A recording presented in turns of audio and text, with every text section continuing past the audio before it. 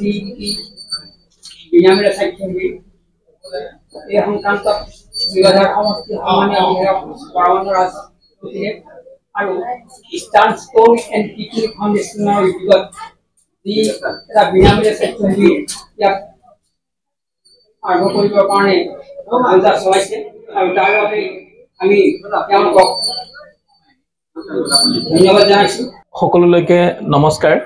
আমাৰ চিপাঝাৰৰ স্থানীয় বিধায়ক ডক্টৰ পৰমানন্দ ৰাজবংশী ডাঙৰীয়া আজিৰ স্বাস্থ্য আমাৰ যিটো কেম্পটো এই কেম্পৰ উন্মোচক আমাৰ মন্দিৰ পৰিচালনা সমিতিৰ উপদেষ্টা আৰু এই মন্দিৰৰ সমূহ কাৰ্যকৰ্তা পৰিচালনা কমিটিৰ তথা বিভিন্ন প্ৰান্তৰ পৰা অহা লোকসকল আমাৰ institute of urology and kidney disease লগতে eastern stone and kidney foundation আমাৰ যিটো NGO আৰু উত্তৰ পূব ভাৰতৰ প্ৰথমখন কিডনি হস্পিটেল গোটেই ভাৰতবৰ্ষৰ ভিতৰতে পঞ্চমখন যি যোৱা বছৰ ছেপ্টেম্বৰ মাহৰ 12 তাৰিখৰ পৰা আমি ৰাইজৰ সেৱাৰ অৰ্থে মুকলি কৰিছিলোঁ।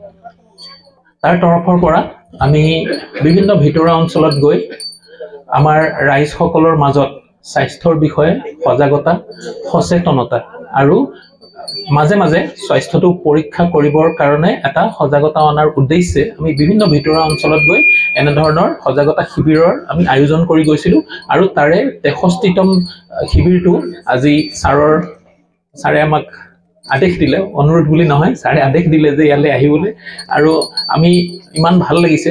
আমি বিভিন্ন এই যি 63তম আমি আজি ইয়াতে কৰিছোঁ, আমি বিভিন্ন প্ৰান্তত গৈ কৰিছোঁ, কিন্তু মই আজি জনাবলৈ পাই ইমান গৌৰৱান্বিত যে আমাৰ এই যি বিনামূলীয়া স্বাস্থ্য শিবিৰৰ এই গোটেই পৰিক্ৰমাটো কিন্তু আৰম্ভ হৈছিল 2017 চনত ইয়াৰ পৰাই এই অৰ্ধনাৰীশ্বৰ মন্দিৰৰ প্ৰাংগণৰ পৰাই আমি প্ৰথমটো কৰিছিলোঁ, আকৌ সেইবাৰো ছাৰৰ আদেশতে।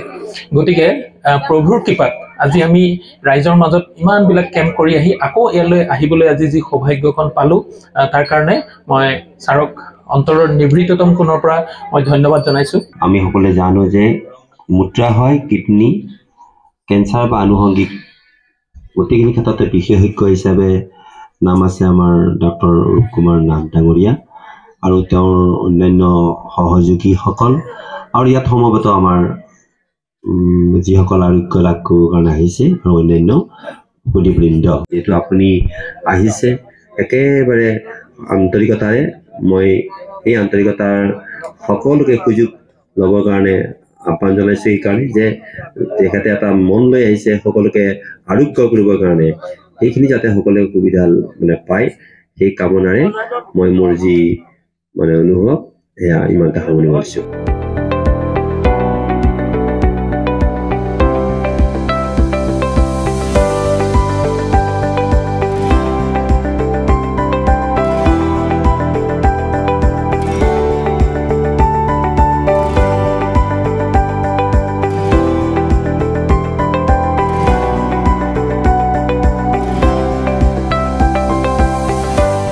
আজি আমাৰ যিটো এই মহান অনুষ্ঠানটোৰ কাৰণে যিখিনি আপোনালোকে আমাক আহি সহায় কৰিলে, ডক্টৰ পৰমানন্দ ৰাজবংশী দেৱে যিটো আমাক উপকাৰ কৰিলে, চাওক আমাক আজি কিমান এই গৰীব ৰাইজখিনি কিমানখিনি আগবাঢ়ি সহায় কৰি দিলে। আমি তাতে যাই যদি ছাৰৰ ওচৰত এপইণ্ট ল'ব লগা হয় তেতিয়াহ'লে আমি এটা ডাঙৰ ফিজ এটা দিব লাগিব, অহা যোৱা আৰু আমাৰ অহা যোৱাও কষ্ট। আমি গাঁৱৰ মানুহ যাব নোৱাৰোঁ, যাব লাগিলে আকৌ কোনোবা এটা ধৰি লৈ যাব লাগিব, গাড়ী নাপায় কিবা নাপায়। গতিকে সেইফালৰ পৰা আপোনালোকে যিখিনি কাম কৰি দিলে মোৰ গাঁৱৰ এই দুখীয়া ৰাইজখিনি, তাৰ বাবদে হয় আৰু হয়। কিন্তু ঘটনা হ'ল কি, এই কিছুমান মানুহে পথাৰত লাগি আছে, ধান কটাত লাগি আছে, তেনেকুৱা হ'ব দে বিনামূলীয়া শিবিৰ, এনেকুৱা কিছুমানৰ অনিয়াও থাকে, সেইবিলাক নহয়। কিন্তু আমি এতিয়া যিটো দেখিছোঁ আপোনালোকক মই শলাগ লৈছোঁ, ভৱিষ্যতে আপোনালোকে এনেকুৱা নিৰীহ ৰাইজবিলাকক যাতে সহায় সহযোগ কৰি আগবাঢ়ি যাব পাৰে, সেইটো মই ভগৱানৰ ওচৰত প্ৰাৰ্থনা জনাইছোঁ। আজি আমি বহুত সুখী, মই সুখী, লগে লগে মোৰ গাঁৱৰ ৰাইজ সুখী। ডক্টৰ পৰমানন্দ ৰাজবংশীৰ এই কাঠৰ কাৰণে মই ভগৱানৰ ওচৰত প্ৰাৰ্থনা জনাইছোঁ। তেওঁৰো দীৰ্ঘায়ু হওক, সুনাম কেওফালে যাওক। এতিয়া আমাৰে সৌভাগ্য তেখেতে আহি যি সেই মহান ব্যক্তিজন, আমি তাতে গ'লেতো আৰু চিকিউৰিটিৰ পৰা আমি অ'ত পাৰ্মিশ্যন ত'ত পাৰ্মিশ্যন লৈ সোমাব লাগে। আজি ৰাতি এতিয়া আমি সমনীয়াৰ দৰকে খুন্দা খুন্দিকৈ আহি এখেতৰ ওচৰত আমি সেই সুযোগ্য ব্যক্তিজন পাইছোঁ। তাৰ বাবে ময়ো ধন্য, মোৰ গাঁৱৰ ৰাইজো ধন্য। আৰু সেয়ে ভগৱানৰ ওচৰত মই একেবাৰে প্ৰাৰ্থনা জনাইছোঁ যে তেওঁ আৰু দীৰ্ঘায়ু দিয়ক, আৰু এনেকুৱাকৈ ৰাইজক, দুখীয়া ৰাইজক সহায় সহযোগ কৰিবৰ কাৰণে তেওঁক সুমতি দিয়ক প্ৰভু ভগৱন্তই। এয়ে মোৰ 1 নম্বৰত তেওঁৰ প্ৰতিও এটা অনুৰোধ, আৰু ভগৱানৰ প্ৰতিও মোৰ এই অনুৰোধ।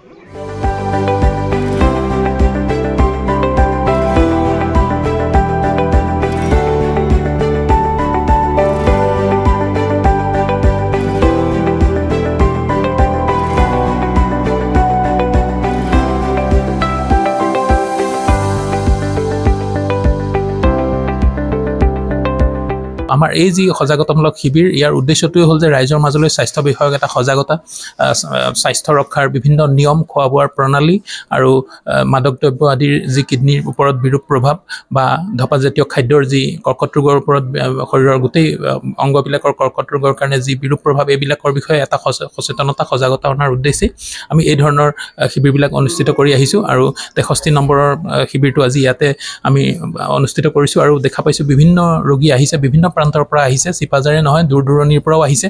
আমাৰ লগত ইতিমধ্যে তেওঁলোকে সংযোগ স্থাপন কৰিছে আৰু আহি উপস্থিত হৈছেহি। গতিকে মই আশা কৰিম আমাৰ এই প্ৰচেষ্টাৰ দ্বাৰা কিডনীৰ পাথৰ, প্ৰস্টেট গ্ৰন্থিৰ সমস্যা, মহিলাৰ প্ৰস্ৰাৱৰ সমস্যা, পুৰুষৰ যৌন সমস্যা, কিডনী বিকল হোৱা, ইউৰলজিকেল কেঞ্চাৰ আদিত ভুগি থকা ৰোগীসকলে কিছু হ'লেও উপশম পাব আৰু তেওঁলোকে নিজৰ স্বাস্থ্যৰ বিষয়ে কিছু অৱগত হ'ব। নমস্কাৰ।